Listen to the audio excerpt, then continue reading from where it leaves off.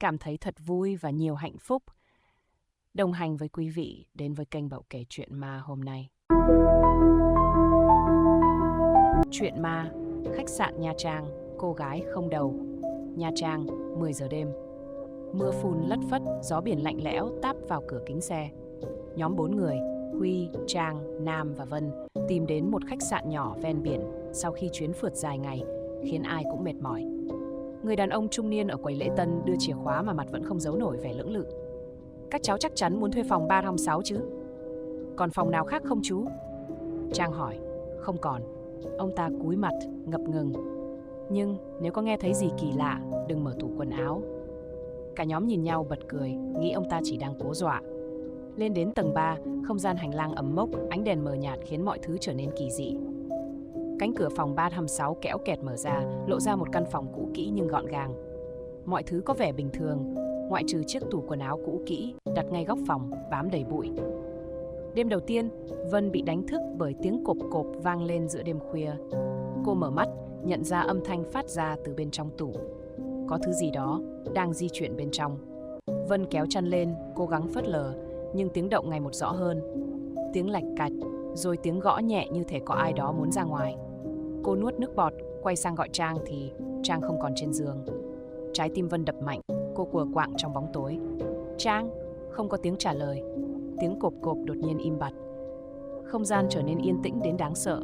Một cơn gió lạnh buốt quét qua gáy cô, rồi cánh tủ chậm chậm mở ra. Vân hét lên khi thấy một bàn tay trắng bệch thò ra từ bên trong, móng tay dài cào vào gỗ phát ra âm thanh gai người. Cô lùi lại, run rẩy, mắt dán chặt vào bóng đen thấp thoáng bên trong. Lúc đó, cánh cửa bật mở. Huy và Nam lao vào, bật đèn sáng trưng. Chiếc tủ trống rỗng. Chỉ còn Trang, người đang đứng ngay trước tủ, mặt tái nhợt, miệng lắp bắp. Tớ, một cô gái không có đầu. Không khí trong phòng đặc quánh, lạnh lẽo đến khó thở. Trang vẫn đứng đó, mắt mở to, người run rẩy. Huy vội vàng lay cô. Trang, cậu nói gì cơ? Trang nhìn chằm chằm vào chiếc tủ trống rỗng, giọng yếu ớt. Tớ thấy một cô gái mặc váy trắng, đứng trong tủ, không có đầu. Nhưng khi tớ chớp mắt, cô ta biến mất. Cả nhóm rùng mình, Vân siết chặt tay Nam. Có thể cậu mơ ngủ thôi, đúng không? Nam bật cười, nhưng giọng lạc đi. Chắc thế. Mà này, có ai để đèn trong phòng tắm sáng không? Mọi người quay lại. Cửa phòng tắm hé mở, ánh đèn vàng nhạt hắt ra. Nhưng rõ ràng khi vào phòng, họ chưa ai đụng đến nó. Huy nuốt khan, chậm rãi bước tới đẩy cửa ra.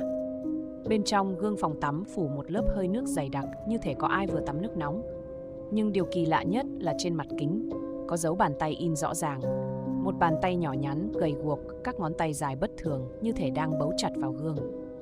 Không ai dám cử động. Bất chợt, bàn tay trong gương cử động.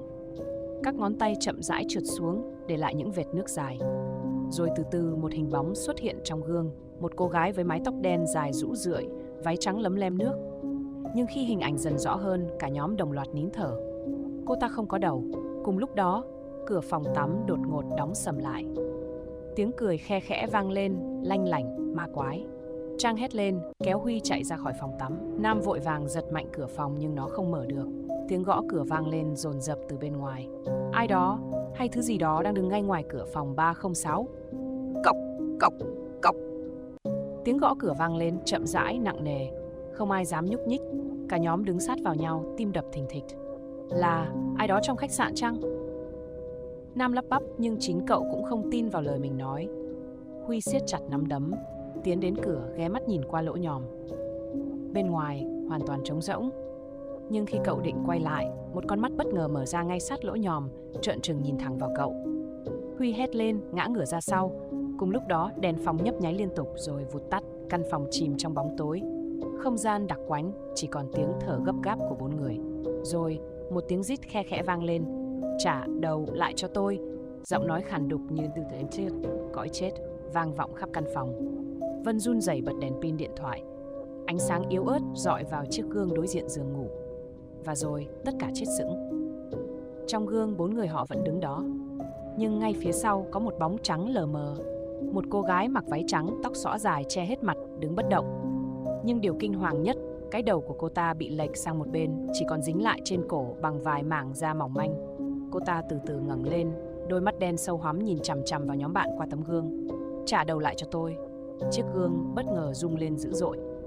Một vết nứt xuất hiện, rồi lan ra như mạng nhện. Rầm. Tấm gương vỡ vụn. Trong khoảnh khắc đó, Trang cảm giác có ai đó vừa thì thầm sát tai mình. Tủ quần áo, mở nó ra. Trang quay sang nhìn chiếc tủ, nó đang rung lên nhẹ nhẹ. Bên trong có thứ gì đó đang cố chui ra. Tiếng cộp cộp vang lên từ bên trong tủ quần áo, không ai dám cử động. Cả nhóm dán mắt vào cánh cửa gỗ cũ kỹ đang rung nhẹ như có thứ gì đó cố đẩy từ bên trong. Đừng, mở nó ra. Vân thì thầm, nước mắt rưng rưng. Nhưng Trang thì khác. Một luồng hơi lạnh chạy dọc sống lưng cô, như thể có ai đó đang đứng sát bên thì thầm vào tai. Giọng nói mơ hồ lúc nãy vẫn vang vọng trong đầu cô. Mở nó ra. Trang siết chặt tay, cô bước tới bất chấp Vân níu lại. Tớ phải biết trong đó có gì. Huy và Nam nuốt khan, ai cũng cảm nhận được căn phòng đang trở nên lạnh hơn, như thể có một luồng khí chết chóc vây quanh. Trang đưa tay run rẩy, nắm lấy tay nắm cửa. Một giây ngập ngừng. Rồi cái cửa tủ bật mở. Không có gì bên trong, chỉ là một chiếc tủ quần áo trống trơn. Cả nhóm nín thở. Một thoáng nhẹ nhõm thoáng qua. Nhưng rồi... Bộp! Một cái đầu người đột ngột rơi xuống từ trên nóc tủ. Trang hét lên, ngã ngửa ra sau. Cái đầu lăn lông lốc trên sàn nhà. Đôi mắt mở trừng trừng, miệng méo sạch như đang gào thét trong câm lặng. Rồi nó cử động.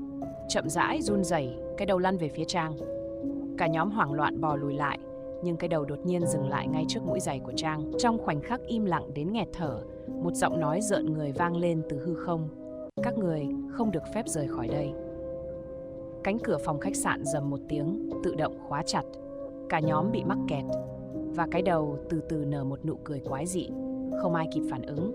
Cái đầu trên sàn tiếp tục lăn chậm rãi, để lại vệt máu đen bết trên nền gạch. Trang run rẩy lùi sát vào tường, miệng há ra nhưng không phát ra nổi âm thanh. Nam kéo cô đứng dậy, cả nhóm dán mắt vào vật thể kinh hoàng trước mặt.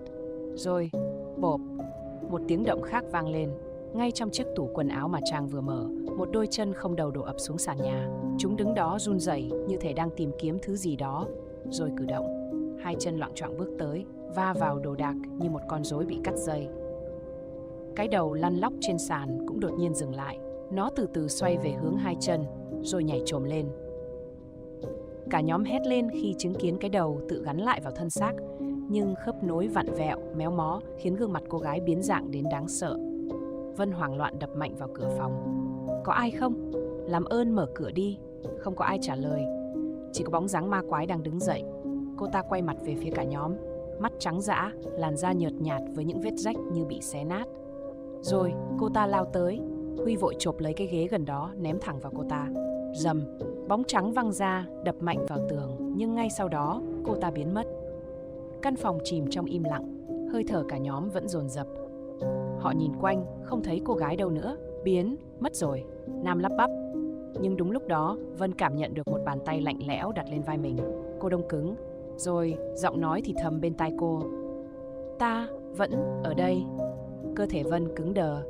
Hơi thở cô nghẹn lại khi cảm nhận bàn tay lạnh ngắt đang đặt trên vai mình. Vân, Huy run rẩy gọi, nhưng cô không thể đáp. Trong một giây, ai cũng thấy rõ những ngón tay gầy guộc hoặc tím tái đang siết chặt lấy bờ vai Vân. Rồi kéo giật mạnh, Vân ngã ngửa ra sau. Cô hét lên, nhưng tiếng thét nghẹn lại khi cả cơ thể bị lôi tuột vào bóng tối phía sau tấm rèm cửa sổ. Vân! Nam lao đến, giật phăng tấm rèm. Không có ai cả, chỉ còn vệt máu đen loang lổ trên sàn. Cả nhóm bàng hoàng. Trang bật khóc, còn Huy thì thở dốc, không tin nổi chuyện gì vừa xảy ra. Rồi, tách, tách, tách. Tiếng bước chân không đều vang lên từ góc phòng. 4 người quay lại và thấy cô gái không đầu đang đứng ở đó, đầu gục sang một bên, đôi mắt trống rỗng nhìn thẳng vào họ. Cô ta từ từ giơ tay lên, chỉ về phía bức tường đối diện. Và ngay lúc đó, một dòng chữ bằng máu hiện lên trên bức tường cũ kỹ. Hãy tìm, căn phòng bị nguyền rủa. Nam rùng mình. Căn phòng nào? Là sao? Huy chợt nhớ ra điều gì đó. Cậu vội vã lúc điện thoại, mở lại trang web đặt phòng của khách sạn này. Và rồi, tim cậu như ngừng đập. Chết tiệt! Huy lắp bắp. Căn phòng 306 này trước đây từng có người chết. Trang sững sờ. Ai chết? Huy nuốt khan. Một cô gái bị mất đầu. Không khí trong phòng trở nên nặng nề đến nghẹt thở. Cô gái không đầu bước về phía họ, từng bước một, trong khi máu vẫn nhỏ xuống từ vết thương kinh hoàng trên cổ. Lần này cô ta không còn thì thầm nữa. Cô ta gào lên, giọng nói vang vọng khắp căn phòng. Trả lại đồ cho ta! Giọng hét chói tai vang vọng khiến cả nhóm đau nhói màng nhĩ. Đèn phòng nhấp nháy liên tục, gió lùa mạnh dù cửa sổ vẫn đóng kín. Huy hoảng loạn lùi về sau, trong khi Nam chộp lấy tay Trang, kéo cô sát vào mình. Phải thoát khỏi đây, Nam gào lên, nhưng đúng lúc đó, một bàn tay trắng bệch từ dưới gầm giường vươn ra, tóm chặt mắt cá chân của Huy. Cậu hét lên, cố vùng vẫy, nhưng lực kéo quá mạnh. Huy! Trang lao tới bám lấy cánh tay cậu. Nam cũng quỳ xuống kéo, nhưng cái gì đó dưới gầm giường đang cố lôi Huy vào bóng tối. Bất chợt, một giọng nói mơ hồ vang lên trong đầu Trang. Tìm chiếc dương, tìm chiếc dương. Trang nhìn quanh. Giữa phòng, sát tủ quần áo có một chiếc dương gỗ cũ kỹ. Cô lập tức lao đến, mở tung nó ra. Bên trong chỉ có một chiếc khăn trắng dính máu. Nhưng khi Trang lật chiếc khăn lên, một hộp sắt nhỏ hiện ra. Cô nín thở mở nắp hộp. Bên trong là một chiếc đầu người. Mái tóc đen dài phủ xuống, đôi mắt mở trừng trừng, miệng méo sạch như đang gào thét.